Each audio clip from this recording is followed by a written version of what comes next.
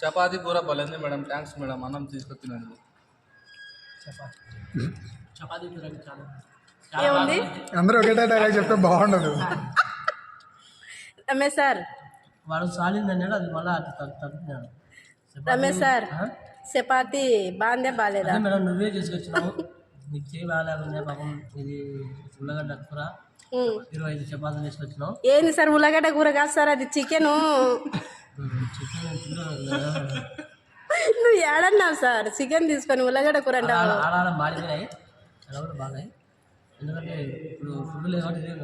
ఈవెంట్కి వచ్చారు కదా వీళ్ళు, కర్నూలుకి ఈవెంట్కి వచ్చారు. వీళ్ళ దగ్గర చాలా డబ్బులు ఉన్నాయి, అందుకోసం ఈరోజు నేను ఫుడ్ వీళ్ళకి పెట్టానమాట. ఫుడ్లో అందులో కొంచెం మత్తుమంది ఇచ్చాను. తిని పడుకున్న తర్వాత ఆ డబ్బు తీసుకొని నేను పెద్ద పెద్ద బిల్డింగ్లు కడదాం అనుకున్నాను. కానీ నా దరిద్రానికి ఏంటంటే వీళ్ళు ఫోన్పేలు వాడుతున్నారు, క్యాష్ జోబులో పెట్టుకోలేదు. నా కళలన్నీ నిరాశలు అయిపోయాయి.